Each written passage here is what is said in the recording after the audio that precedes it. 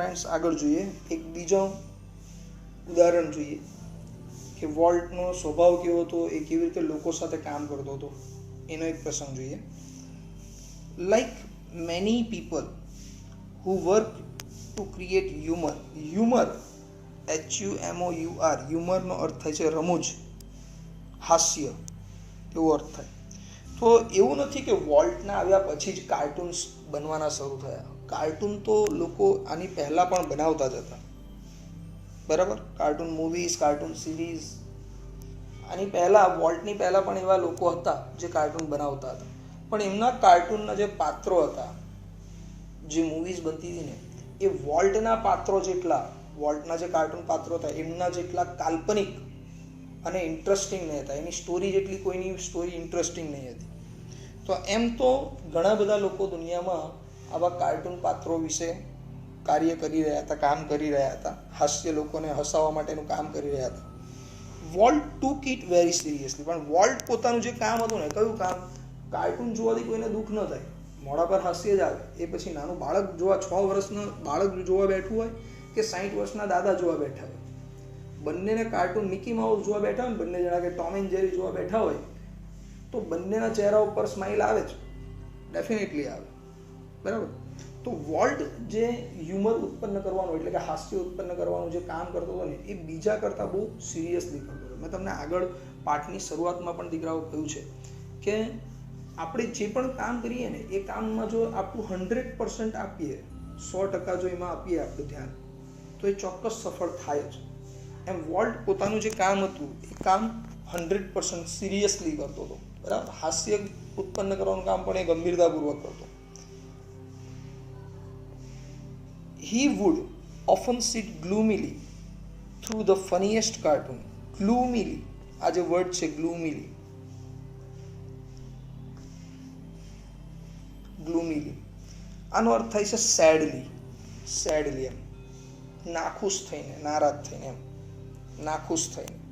તો હંમેશા છે ને આ વોલ્ટ પોતાના સૌથી ફનીએસ્ટ કાર્ટૂન જે હતા, ફનીએસ્ટ કાર્ટૂન, બરાબર, સૌથી રમૂજ આપનારા જે કાર્ટૂન હતા ને, એમની વચ્ચે પણ આ વોલ્ટ ખૂબ જ નિરાશાપૂર્વક, ખૂબ જ ઉદાસપૂર્વક, સેડલી એ બેઠો હોય, concentrating on some way to improve it. કેમ એ નિરાશ હોય? જેનાથી લોકો ખુશ થતા હતા, તો આ પોતે કેમ એના કામથી નિરાશ હતો? એની સ્પર્ધા છે ને લોકો સાથે નહીં હતી, એની સ્પર્ધા પોતાની સાથે હતી. હંમેશા આ વાતને બરાબર ધ્યાન આપજો, બરાબર. એક સારા બિઝનેસમેન બનવું હોય ને તો પણ વોલ્ટને જાણો, વોલ્ટને સમજો. એક સારો ધંધો કરવો હોય ને તો પણ વોલ્ટને જાણો. સ્પર્ધા બીજા સાથે નહીં કરો, સ્પર્ધા પોતાની સાથે કરો. અને વોલ્ટ છે ને હંમેશા પોતાના કામ પર એને સંતોષ નહીં થતો કે હજી હું આમાં કંઈક સુધારો કરીશ, મારે હજુ મારા કામને બેસ્ટ બનાવવું છે. એને સેટિસ્ફેક્શન નહીં મળતું. બસ હવે આપણે જે કર્યું ને, લોકોને ગમ્યું ને, ચાલી ગયું ને, સરસ. આવું નહીં હતું એનું. એ પોતાના કામને ખૂબ જ ધ્યાન કેન્દ્રિત કરીને હજી કેવી રીતે એને ઇમ્પ્રૂવ કરી શકાય, કેવી રીતે હજી આમાં સુધારો લાવી શકાય, હજી આને વધારે કેવી રીતે એટ્રેક્ટિવ બનાવી શકાય, હંમેશા એ જ વિચારોમાં એ ખોવાયેલો રહેતો હતો. Volt valued the opinions of those working with him. ચલો હવે અહીંયા જે આપણે હમણાં પ્રસંગ શીખવાનો છે, જે ઉદાહરણ જોવાનું છે, એમાં શું ભણશો ખબર છે? એમાં આ વાક્યને ધ્યાનથી જોજો. વોલ્ટ પોતાની સાથે કામ કરતા લોકોનો પણ ઓપિનિયન સાંભળતો હતો. ઓપિનિયન એટલે મંતવ્ય, બરાબર. એમના મંતવ્યને પણ ધ્યાન આપવું. એક સફળ બિઝનેસમેન થવું છે તમારે. જો તમે એવું માનો છો કે મારું જે દુકાન છે કે ધંધો જે છે, બરાબર, જે વ્યવસાય છે, એને હું સફળતાપૂર્વક આગળ લઈ જાઉં, તો કમ્પલસરી તમારે સાથે કામ કરનારા લોકોનો વિશ્વાસ પણ જીતવો પડે. ગમે તેવી મોટી કંપની હોય ને, તોય એના જે માલિકો છે ને, એ માલિકો એના પ્લાન્ટમાં જાય, કર્મચારીને મળે. આજે મુકેશ અંબાણી ભલે મુંબઈમાં રહે છે, પણ સમયે સમયે પોતાના જે અલગ અલગ પ્લાન્ટ છે ને, એ પ્લાન્ટના કર્મચારીઓને જઈને મળે છે, બરાબર. એમના પિતાની પુણ્યતિથિ એ મીઠાઈઓ વેચે છે, પોતે એના ફેમિલી સાથે જમાડે છે. વર્ષમાં એકવાર પોતાના સ્ટાફને જમાડે છે મુંબઈની અંદર, અને બીજે બધે જેટલી એમના પ્લાન્ટ છે એ બધી જગ્યાએ જમાડવામાં આવે છે. ખ્યાલ આવે છે વાતને? તો volt valued the opinions of those working with him. Volt પાસેથી આ શીખવા જેવું છે કે આપણી સાથે જે લોકો કામ કરતા હોય ને, એમનું મંતવ્ય જાણો. આજે અમે જે ક્લાસમાં કામ કરીએ છીએ ને દીકરાઓ, એ ક્લાસના સંચાલકો એવા હોય છે, બરાબર? જેમ આપણા ક્લાસના સંચાલકો છે, આ સંચાલકો કેવા છે કે કંઈ પણ નવું કરવાનું હોય ને એની પહેલાં એમની સાથે કામ કરનારા એમના સ્ટાફના જે શિક્ષકો હોય, પોતે સંચાલકો છે ને છતાં પણ સ્ટાફના શિક્ષકોનું મંતવ્ય જાણે છે, પૂછે છે એમની પાસે. કરે ભલે એમના મરજીનું છે, એ તો એ જ કરવાનું હોય, પણ સાંભળવાનું દરેક જે સારું હોય એ વિચારો લેવાના, બરાબર? તો વોલ્ટ આવું કરતો હતો. But the final judgement was always unquestionably his. Unquestionably એટલે નિશંકપણે, કોઈ સવાલ ઉઠાવી ન શકાય એવી રીતે. એ સાંભળતો બધાનો જ હતો, બધાના જ મંતવ્યોને એ ધ્યાનમાં લેતો હતો, પણ છેલ્લે અંતે છેલ્લો નિર્ણય કોનો હોય? જે ફેરફાર કરવાનો હોય કે નથી કરવાનો, એ છેલ્લો નિર્ણય વોલ્ટનો પોતાનો. અને નિશંકપણે એ પોતાની પાસે જ એ નિર્ણય રાખતો.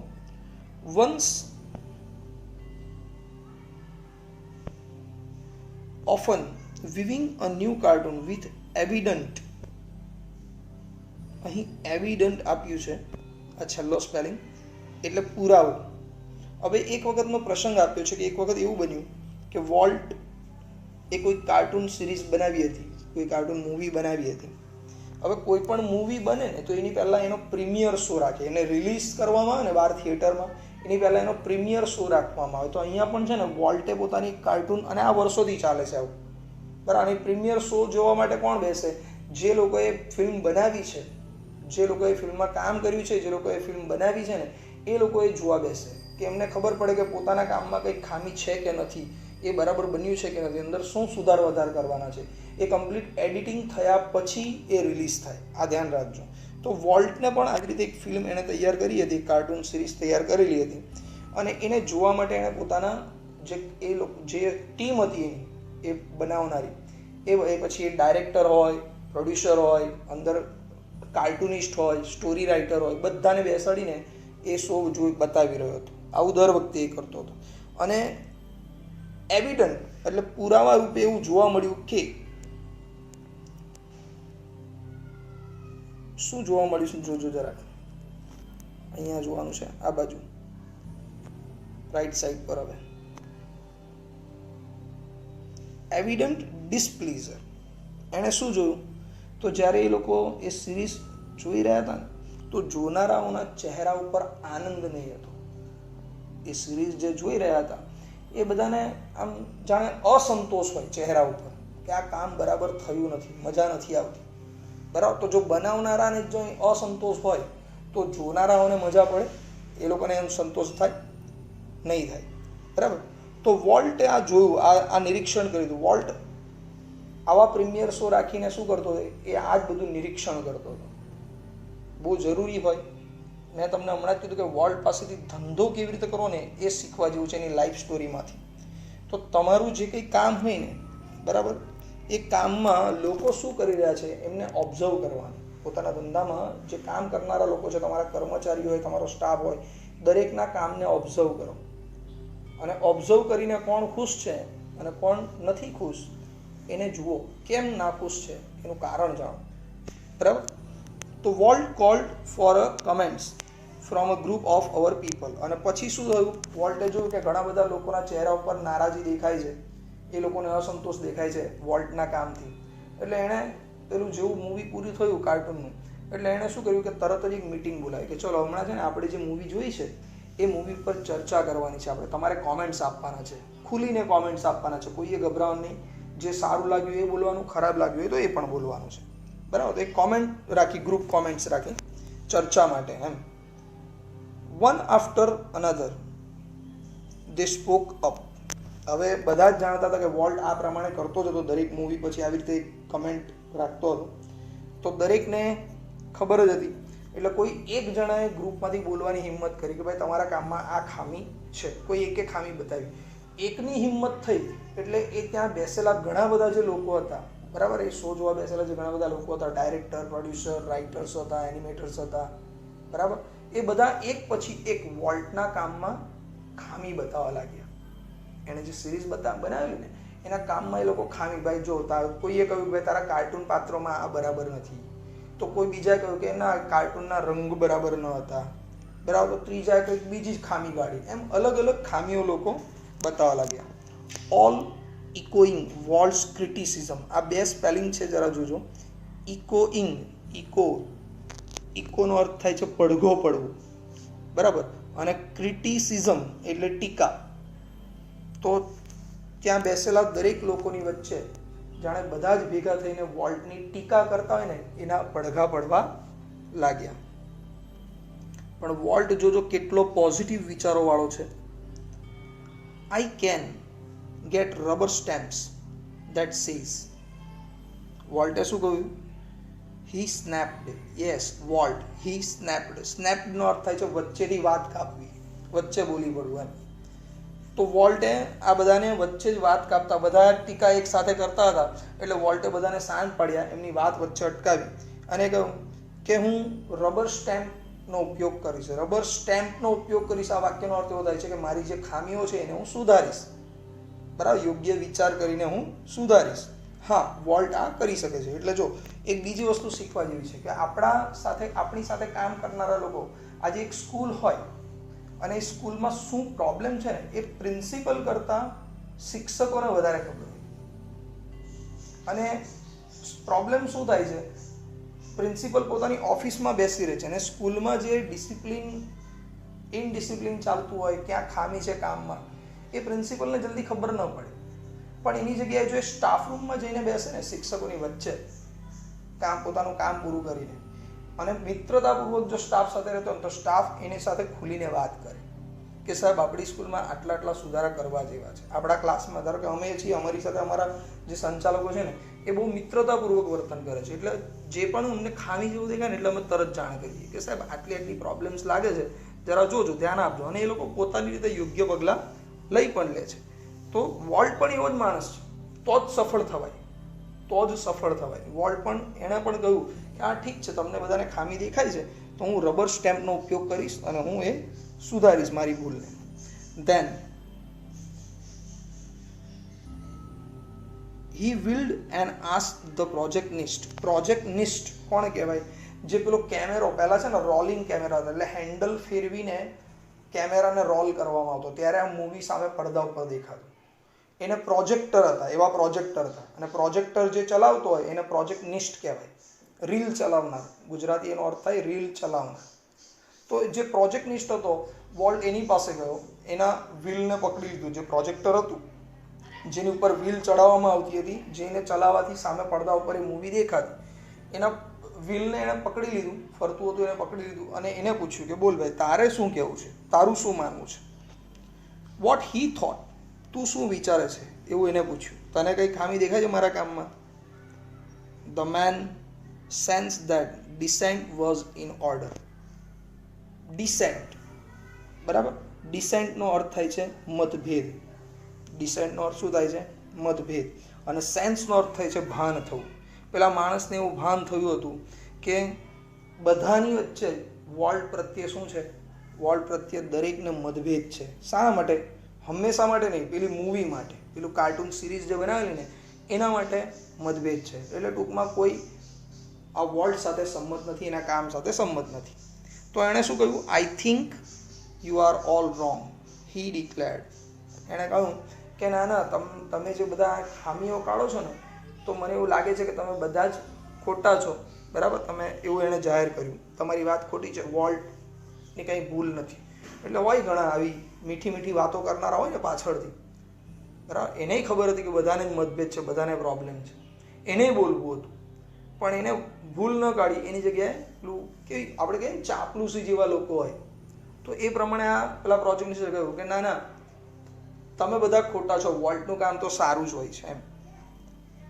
વોલ્ટ જસ્ટ ગ્રીન્ડ એટલે હસવું, સ્માઇલ આપવી. વોલ્ટ ફક્ત એની તરફ જોઈને હસ્યો, કારણ વોલ્ટ સમજી ગયો કે આ માણસ ખાલી કુશા, જ્યારે બધા જ વિરોધ કરી રહ્યા છે તો આ એક જ મારા વિશે સારું બોલે છે, બરાબર. એટલે આ મને ફક્ત પ્રોત્સાહન આપવાનું કામ કરી રહ્યો છે, બાકી એના મનમાં પણ ઉણપ તો છે જ મારા પ્રત્યે. You stick to your projector, he suggested. ને વોલ્ટ એને કહ્યું કે તું એક કામ કર ભાઈ, તું તારું પ્રોજેક્ટર સાચવ, તારું પ્રોજેક્ટર ચલાવ, તું બીજે મગજ ચલાવતો નહીં. શું સુધારો કરવાનો છે હું કરીશ. તો આ જે પ્રસંગ છે, આ જે ઘટના છે, એના ઉપરથી તો આપણને શું જાણવા મળ્યું કે વોલ્ટ કેવો વ્યક્તિ છે? વોલ્ટ એ પોતાની સાથે કામ કરનારા દરેક માણસના વિચારોને પણ મહત્વ આપતો હતો, બરાબર. જો કંઈ સુધારા વધારા કરવા જેવું લાગતું તો એ સુધારો કરતો હતો, અને ત્યારે જ એ આટલો સફળ હતો. Volt involve himself in everything. Involve એટલે જોડવું, ભાગ લેવો.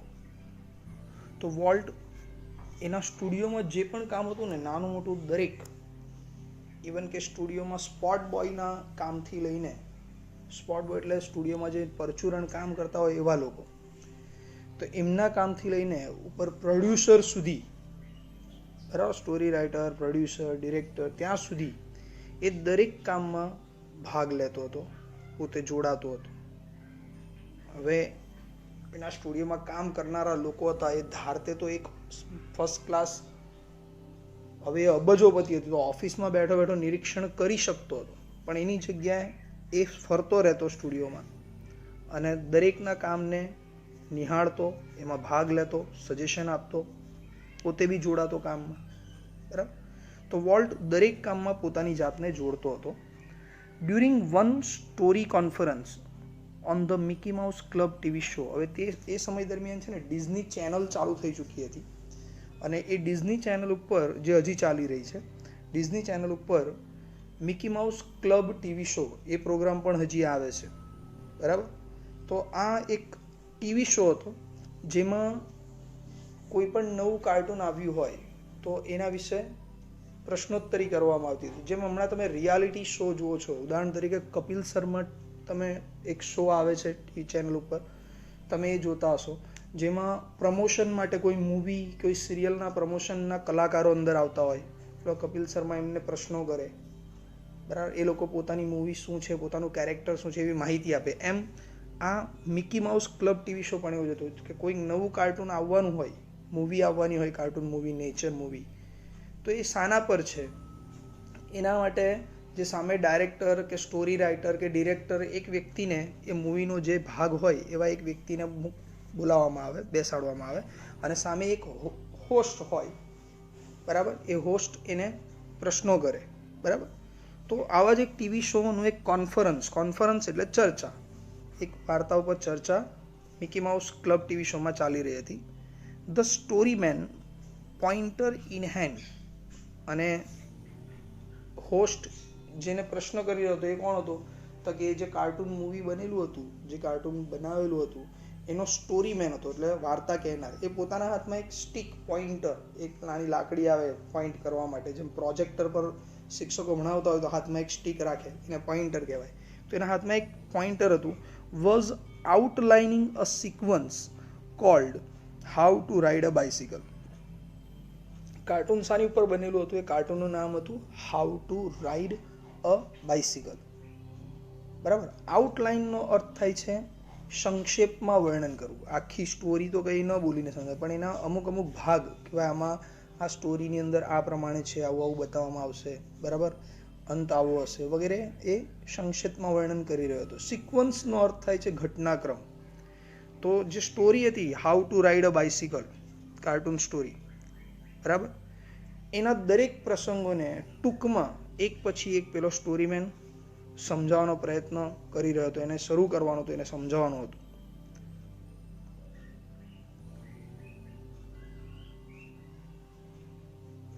નાવ, હવે પેલા સ્ટોરી રાઇટરે કહેવાનું શરૂ કર્યું છે. Now when you got on your bicycle he began. હજુ તો બીજા પેલા સ્ટોરી રાઇટરે શરૂ જ કર્યું છે પ્રોગ્રામ, એ શો જોવા અમુક લોકો બેસેલા છે, જેમ તમે કપિલ શર્મામાં ઓડિયન્સ જુઓ છો ને એવું.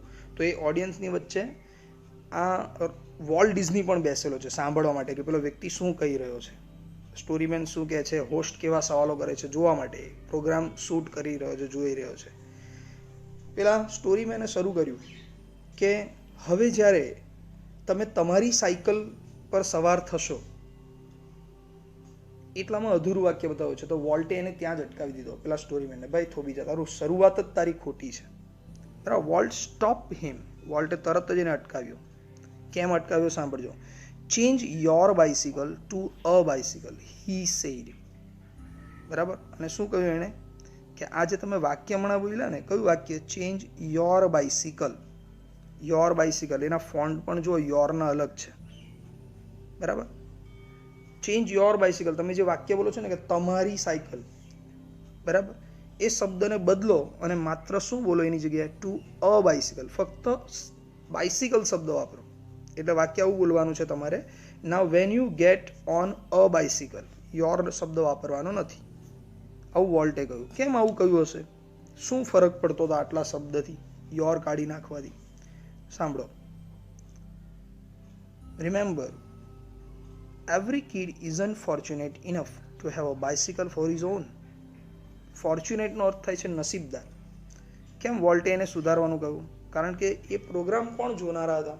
એ બાળકો જોવાવાળા હતા. અને એ જમાનો એવો હતો, એ સમય એવો હતો કે ત્યારે બાઇસિકલ ખરીદવી, એક સાયકલ ખરીદવી, એ પણ ધનવાન લોકોનું કામ હતું. ધનવાન જે બાળકો હતા, મતલબ જે શ્રીમંત ઘરના જે બાળકો હતા, એમના મા બાપ જ એમને સાયકલ લઈ આપતા હતા. જ્યારે વોલ્ટનો ટીવી શો તો દરેક બાળક જોતું હતું, બરાબર? ગરીબ સામાન્ય ઘરના બાળકો બી જોતા હતા, પણ એ બધા પાસે કઈ બાઇસિકલ હતી નહીં. તો જો પેલો વાક્ય એવું બોલે કે તમે તમારી સાયકલ પર સવાર થાઓ, તો એ તો પછી એવો અર્થ થઈ જાય કે જે બાળકની પોતાની સાયકલ હોય ને એના માટે જ છે આ સાયકલ શીખવાડવા માટેનો એક કાર્ટૂન પ્રોગ્રામ બનાવેલો હતો. કેવી રીતે સાયકલ ચલાવતા શીખવું, શું સેફટી રાખવી વગેરે, બરાબર? તો બીજા બાળકો જે સામાન્ય, જેમની પાસે બાઇસિકલ નથી, એ તો એ શા માટે જોઈએ? આપણી પાસે સાયકલ જ નથી, આપણે શીખીને શું કરવાના, એવું વિચારે કદાચ. તો એ માટે વોલ્ટે કહ્યું કે તમે આ નહીં વાપરો. કદાચ એવું બની શકે કે એ બાળક, એ સામાન્ય ઘરનું બાળક કોઈ બીજાની સાયકલ શીખી શકે, કોઈ મિત્રની સાયકલ પર શીખી શકે. એટલા માટે તમે યોર બાઇસિકલ શબ્દ કાઢીને ત્યાં અ બાઇસિકલ શબ્દ વાપરો. કારણ દરેક બાળક એટલું નસીબદાર નથી કે એના મા બાપ એને સાયકલ લઈને આપે. તો આના ઉપરથી એવું બી ખબર પડે છે કે વોલ્ટ એ પોતે ગરીબી જોઈ છે, બરાબર? સામાન્ય સ્થિતિ શું છે એણે જોઈ છે. એટલે એ લોકોની પરિસ્થિતિને સમજીને જ પોતાના પાત્રોને ઊભા કરતો હતો. કાર્ટૂનના કેરેક્ટર્સ ઊભા કરતો હતો, બરાબર? જે દરેક વર્ગના લોકો માટે હતું, બરાબર? તો વોલ્ટ આમ દરેક પ્રોગ્રામમાં, દરેક કામમાં ભાગ લેતો હતો. ખ્યાલ આવી ગયો પ્રસંગ?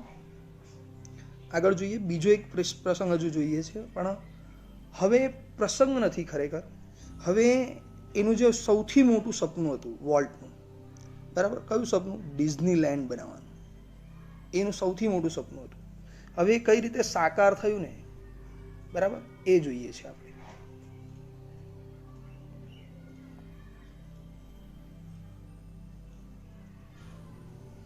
Okay. The story of Disneyland, perhaps better than anything else, illustrates Walt's vision and his stubborn determination to realize an idea he believed in. બરાબર? ડિઝનીલેન્ડ બનાવવાની જે વાર્તા છે, કદાચ, પરહેપ્સ એટલે કદાચ એનું જે પણ કામ છે બાકીનું, એની મૂવીઝ, એનું પછી સ્ટુડિયો બન્યું હોય, કદાચ એ બધા કરતાં સૌથી શ્રેષ્ઠ છે, બધા કરતાં અલગ છે, સૌથી બેસ્ટ છે, બેટર છે બધા કરતાં. કેમ એવું માનવામાં આવે છે? કેમ રોય ડિઝની એવું કહે છે, લેખક એવું કેમ કહે છે? કારણ એનો જે આ વિચાર હતો ને, ડિઝનીલેન્ડ બનાવવાનો વિચાર, એ શું દર્શાવતું હતું? It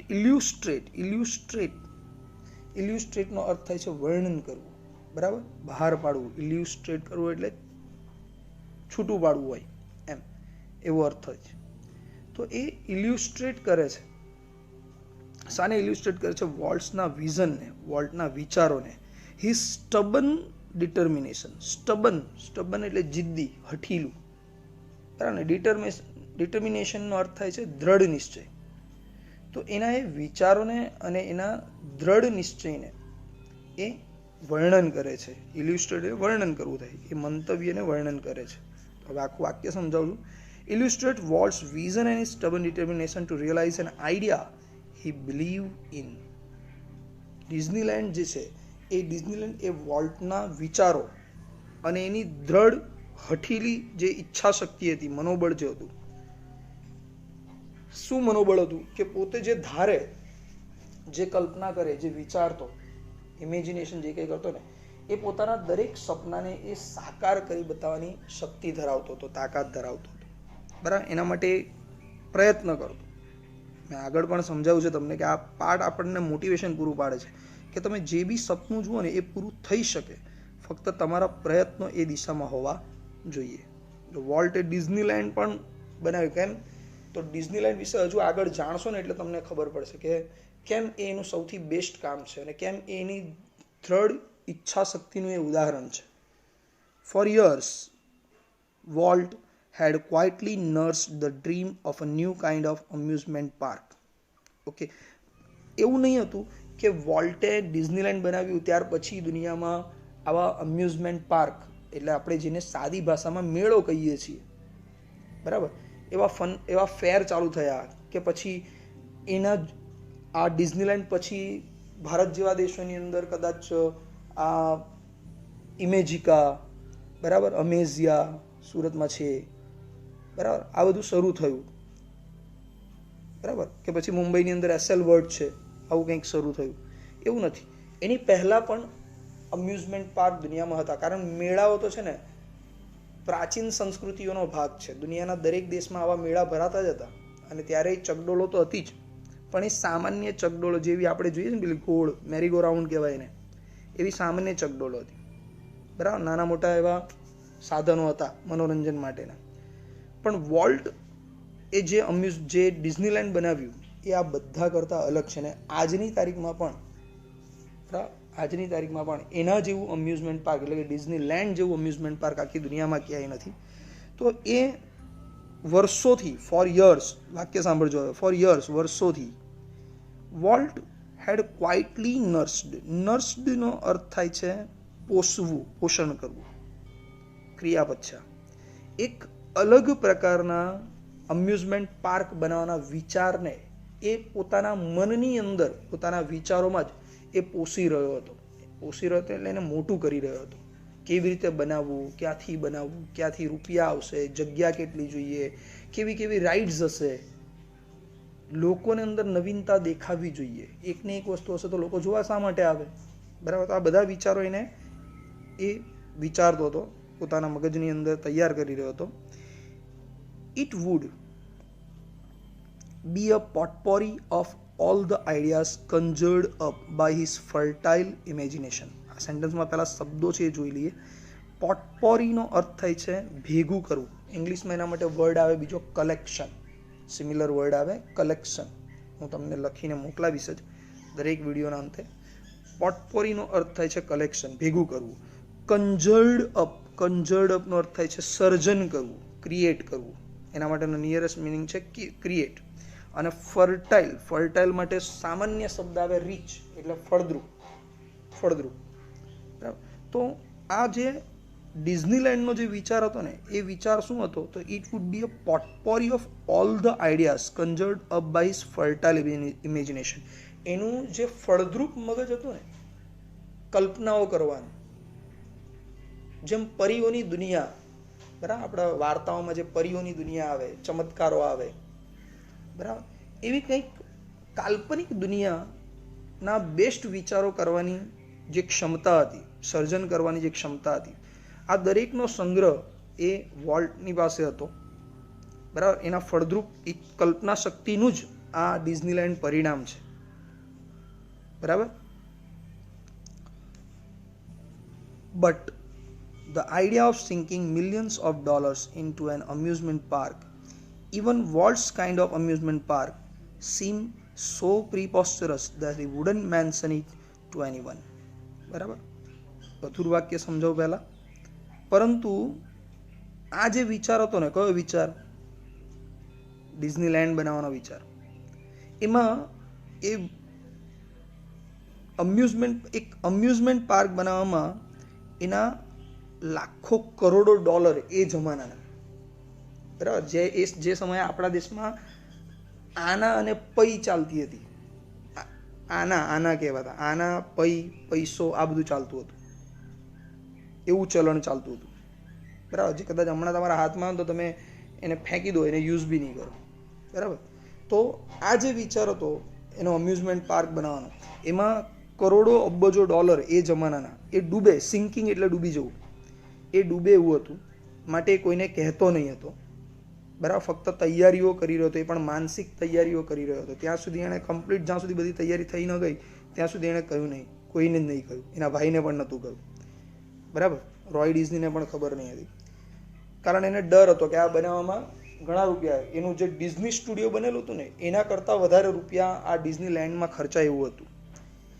even Walt's kind of amusement park seem so preposterous. અને આ ઉપરાંત વોલ્ટ જે પ્રકારનું અમ્યુઝમેન્ટ પાર્ક બનાવવા માગતો હતો એ પાછું કેવું હતું, કાલ્પનિક, મતલબ પરીઓની જે દુનિયા હોય ને, ચમત્કારો અને પરીઓની જે દુનિયા આવે, બરાબર, એવું કંઈક બનાવવા માગતો હતો. એટલે કદાચ કોઈને કહેવામાં પણ આવે કે હું આવું અમ્યુઝમેન્ટ પાર્ક બનાવવા માગું છું, આ પ્રકારની અંદર રાઈડો હશે, બરાબર, આ પ્રકારનું અંદર મનોરંજન હશે, તો લોકોને કદાચ એ સાંભળીને પણ કેવું લાગે, પ્રીપોસ્ચરસ. પ્રીપોસ્ચરસનો અર્થ થાય છે હાસ્યાસ્પદ, મૂર્ખામી ભરેલું, રિડિક્યુલસ, ઇંગ્લિશમાં રિડિક્યુલસ વર્ડ પણ આવે એના માટે, ફુલિશ, બરાબર, એકદમ હાસ્યાસ્પદ લાગે. લોકો કદાચ એને હસી કાઢે કે યાર એક મેળાનું આયોજન કરવા માટે કંઈ આવા કરોડો રૂપિયા ખર્ચવાના હોય, બરાબર, એમ કદાચ લોકો બોલી દે.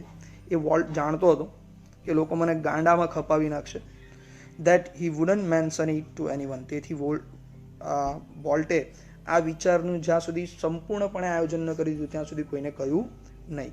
હી જસ્ટ ક્વાઇટલી બિગન પ્લાનિંગ. ફક્ત એણે શાંતિથી માનસિક રીતે એનું આયોજન કરવાનું શરૂ કરી દીધું. ખ્યાલ આવે? હજી નેક્સ્ટ વિડીયોમાં હજી થોડુંક હું આ ડિઝનીલેન્ડ વિશે માહિતી આપીશ તમને, બરાબર. આગળનું નેક્સ્ટ વિડીયોમાં જોઈશું.